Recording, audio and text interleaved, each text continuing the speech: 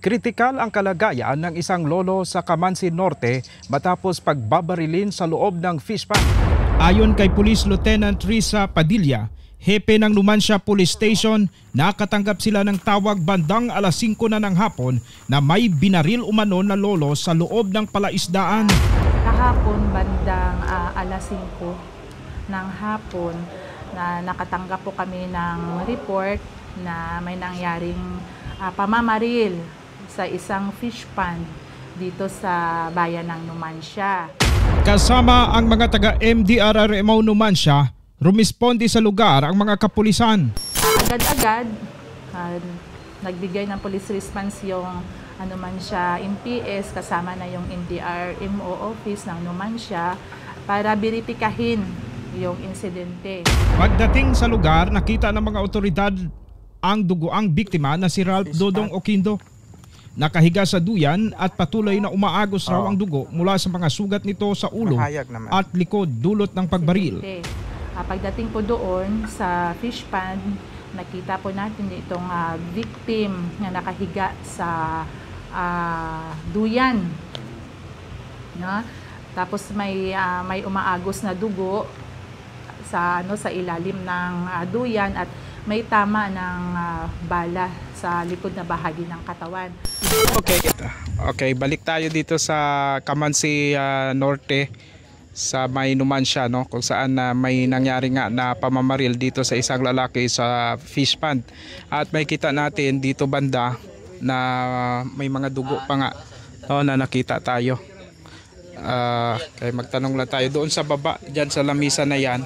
Nakita natin yung mga dugo. Dugo ito sa ubos, makita gid ito sa ubos di karon way. Di ka to. May chinilas pagani ito no. Ana pag chinilas ron tay. Anong chinilas doon? Next month ma-harvest sila. Dayaw tayo nag-harvest na kara. Oo. Agad-agad dinala ito sa pagamutan sa bayan ng Kalibo. Nagpatuloy sa investigasyon ang mga kapulisan. Bandang alas 4 raw ng hapon, isa ring raw bantay ng fish pond ang dumating sa lugar. Nadatnan niyang natutulog sa duyan ang biktima kung kaya't ginising niya raw ito, pero hindi raw ito sumasagot.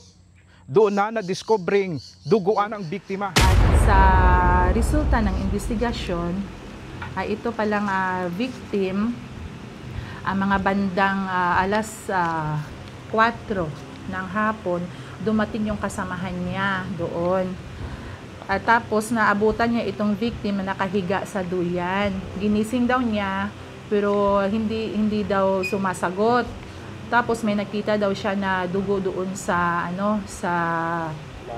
sa ilalim, yung sa leg, sa leg ng victim.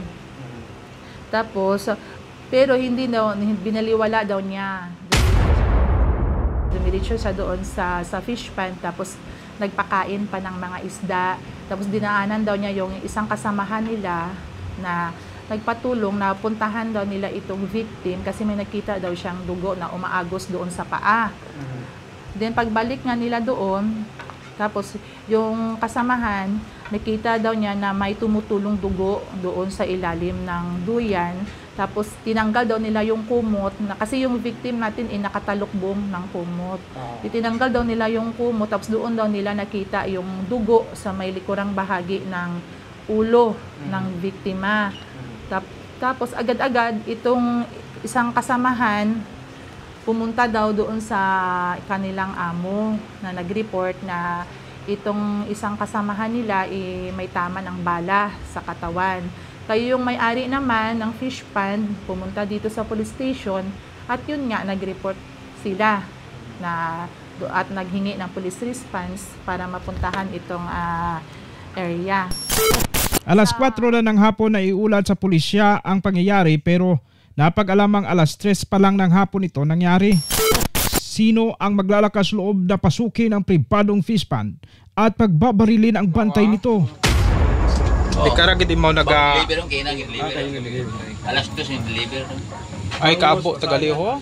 Ayon sa mga residente, nakarinig raw sila ng sunod-sunod na putok ng baril. Sa pagkandak ng investigation ng ating duty investigator, Napag-alamang mga bandang alas 3 ng hapon, nakarinig daw ng putok yung mga kalapit kalapit bahay or mga kalapit fish pan din, mga bantay doon sa fish pan. Nakarinig daw sila ng 4 na bisis na pagputok ng isang baril. Pero binaliwala daw nila ito. Sa malalimang investigasyon ng pulisya, nakita sa CCTV ang isang lalaki na pumasok sa lugar. Tapos, according pa rin sa further investigation natin na sa pagkalap ng mga ebidensya para malaman kung sino yung may kagagawan, may nakita tayo doon sa CCTV na may isang taong pumasok bago ang nangyaring pamamaril. Ang mga nakalap na mga kuha ng CCTV ay agad na ipinakita sa biktima at positibong nakilala ang sospek. Ang sospek, isa rin palang bantay ng kalapit na fish pan. According din dito sa victim natin na pasalamat tayo na buhay, conscious, na makapagsalita, according sa kanya ay itong tao nga ang gumawa. Tapos itong tao at itong nakita sa CCTV ay iisa. Opo. Tapos itong tao na ito po ay bantay rin ng fish pan po? According sa mga nakakilala doon at sa mga kalapit na fish pan, bantay din siya ng ibang fish pan. Okay, pero hindi yon yung taong unang nakakita? Hindi yun siya, yung suspect? hindi siya yung suspect, iba. Opo.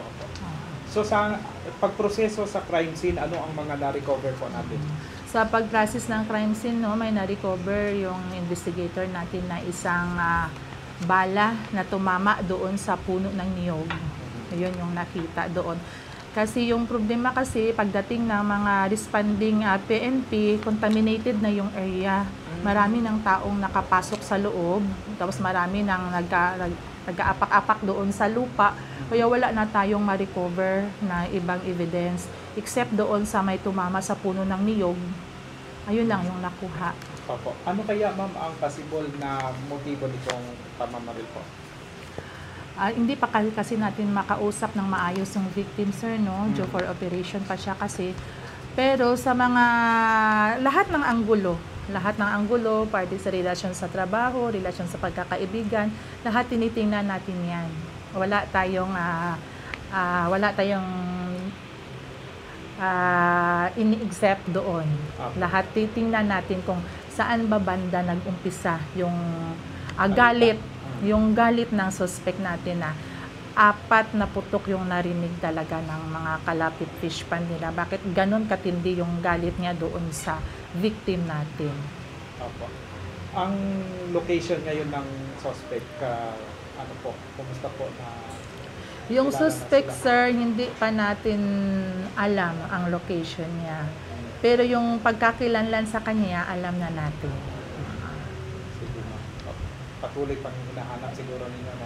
Yes, sir. Yung hot pursuit operation natin is still ongoing, as well as yung pag-prepare ng dokumento para ma-file na yung case sa prosecutor. So kahit ongoing. Hindi siya mahuli ngayon, hindi man siya mag-surrender, ipa-file natin yung case po? Yes, sir. Pag may warrant, gano'n na. Huhulihin pa rin siya. Sa ngayon ay patuloy na pinaghahanap ang suspect na hindi pa muna pinangalanan ng ating mga otoridad. Kahit hindi man siya sumuko sa ngayon o mahuli ng ating mga kapulisan, ay sasampahan ito ng frustrated murder case. Kapag lumabas na ang warrant of arrest, hahanapin pa rin siya ng ating mga kawani ng mga kapulisan.